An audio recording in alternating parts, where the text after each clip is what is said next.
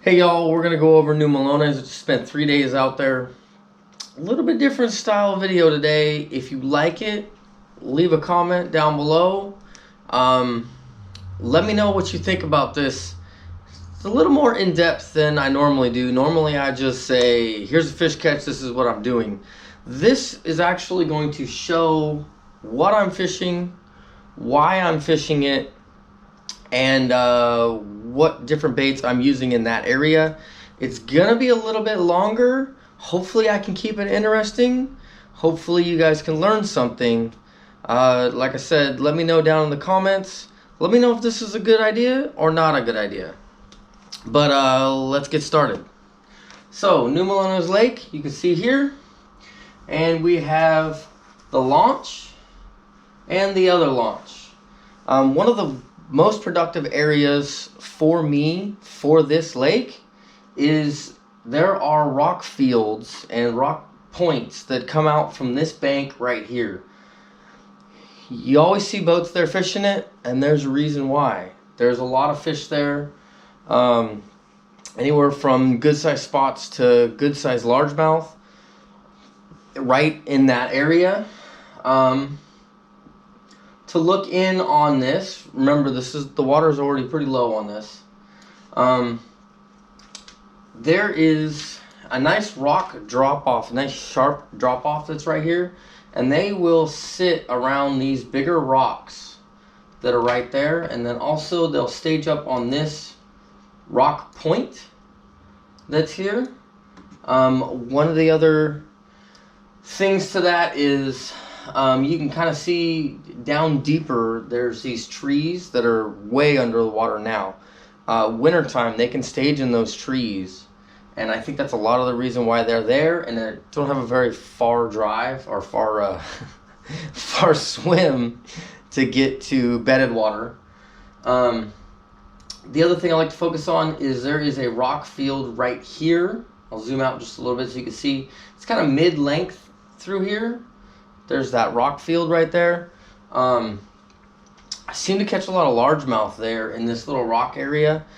Tournament-wise, those largemouth can mean a lot if you're just filtering through the 1 pound spots. So I like to focus on that rock area. There's also random rocks along this bank, random boulders you can see like here, that the fish will actually use as an ambush point for any bait that gets pushed along there. So you just pick off these little random big rock things, and it gives them a nice little area for them. When you get down here, there's a flat that's down here. Depending on water level, that flat can cause a big area for them to set up on to ambush the bait. Something they can lay flat against the bottom, cruise distances, and be able to go closer to shore, farther from shore, and be able to look up and pick off what they want to from above them.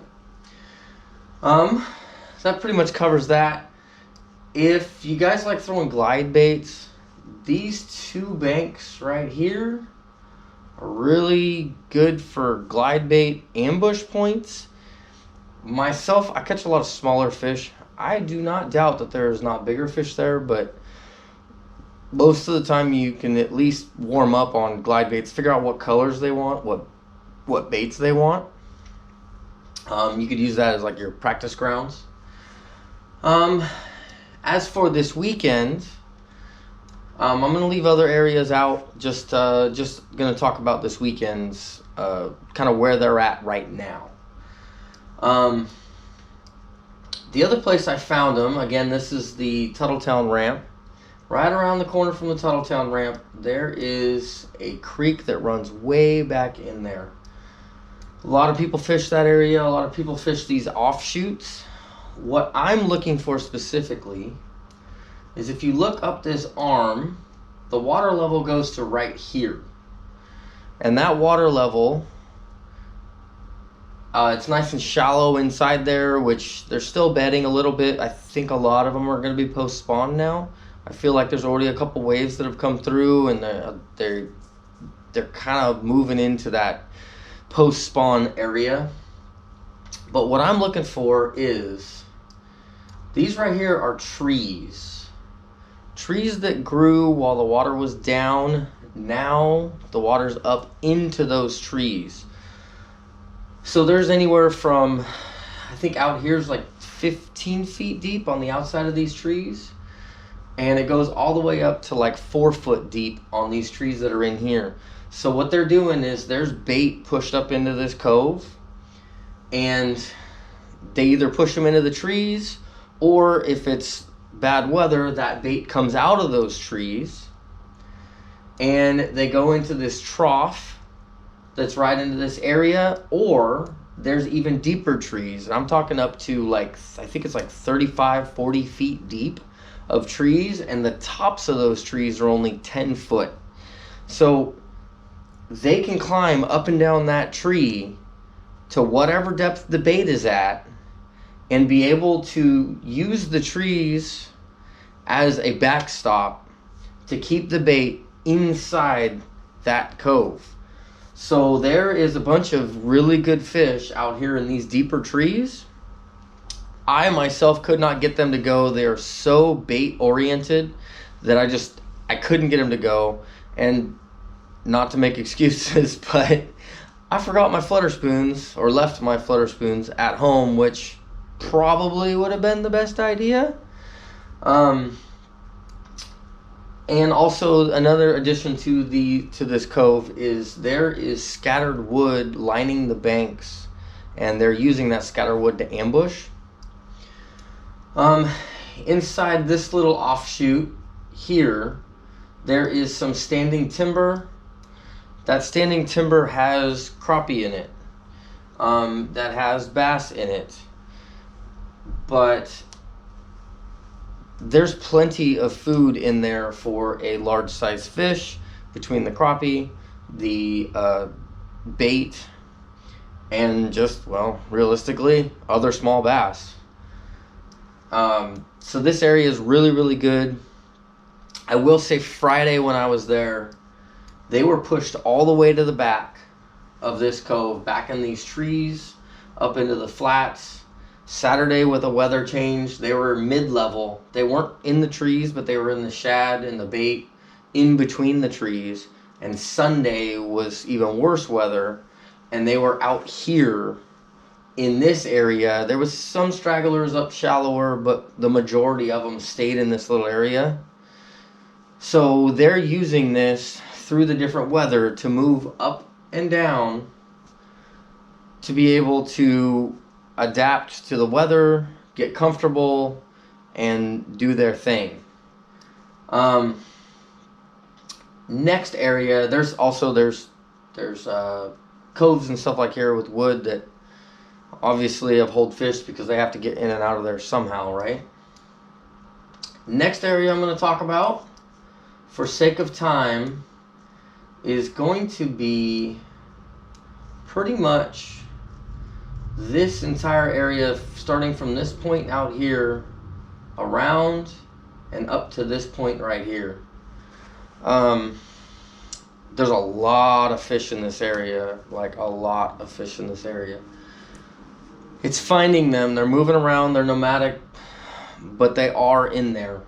Some of the key places for me was, it's hard to tell, but this actually it bays out in here, and there's a lot of standing wood in there. All this standing wood, which you can kind of see on here, it's going to be really hard to see on camera, but there's a lot of wood in this area.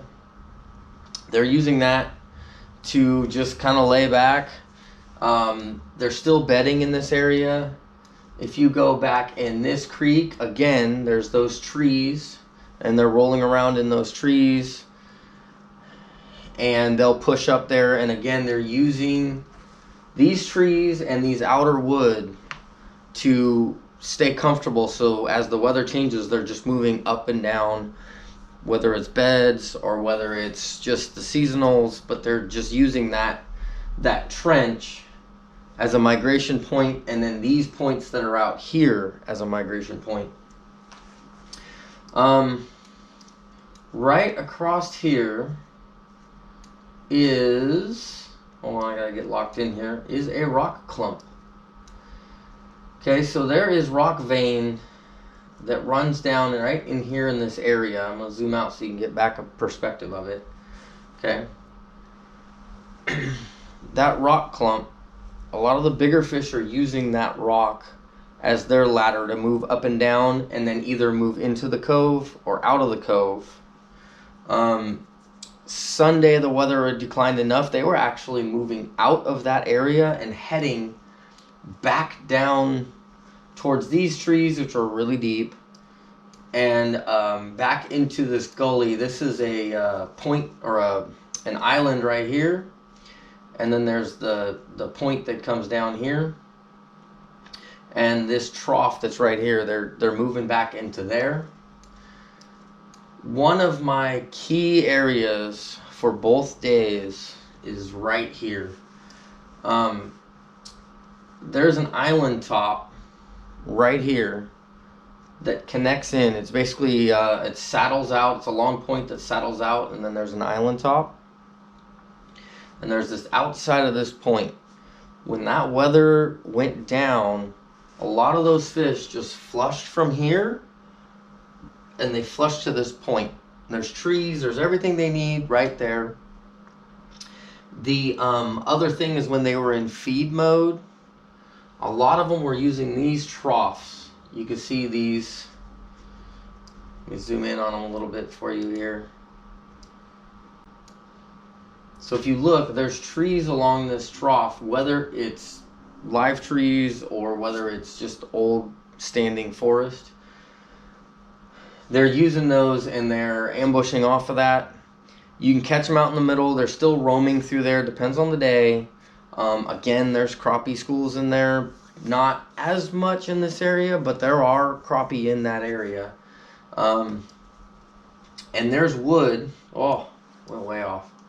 There's wood all along the bank. There's rock along the bank. If you can find rock plus wood, that's where to start. Because you got fish that are going to gravitate towards rock, fish that are going to gravitate towards wood. If you can find both of them together, you have a better odds of something being there if you're looking for that. Then you can figure out whether it's just wood, just rock, what have you. Now, that is a pretty long-winded explanation. I'm going to cut it right there because I could keep going on and on and on, and it's already been a long enough video. So if you like this idea, if you like this things, oh, baits, almost forgot baits. Pro Blue Megabass jerk baits in either the 110 Junior or the 110 regular plus ones. It's deeper water, got to get a little bit deeper.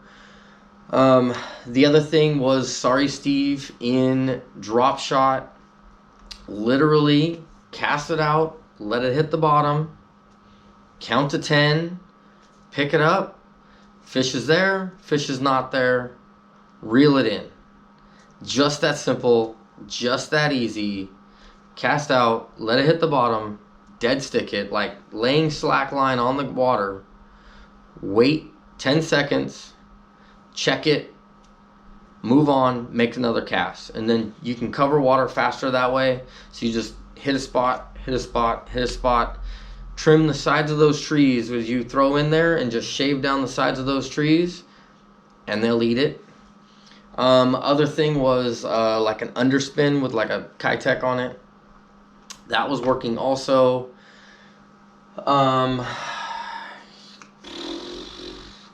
Other than that, it's bed baits. Just find some beds, put some on there. There's still some quality bass that are up there. I've seen up to 4 pounds on a bed this weekend. A lot of them are 2 pounds or under, but still worth going at. And I think that's pretty much it. That's pretty much what I had on. A-rig, where they were just short striking it, they wouldn't eat it. When the wind picked up, if there was a mud line, you could probably throw like a spinnerbait or something in that mud line. They'll get a little more active. And that's, again, back to this rock that's down here off of this bank. If you go to that rock, there's a mud line when the wind picks up. It happens every time the wind picks up. And those fish will push up shallow in that mud line and use it. Just every time I've ever been there, they'll do that. That's pretty much it. Any questions? Any comments? Leave them down below. If you like what you see, let me know. Don't forget to like. I hope you subscribe. I've been doing pretty good with subscribers. I'd like to break 1,000 subscribers by the end of this year. A little lofty goal, but we're going to try it, right? Can't hurt but to try. And until next time, I hope you get them.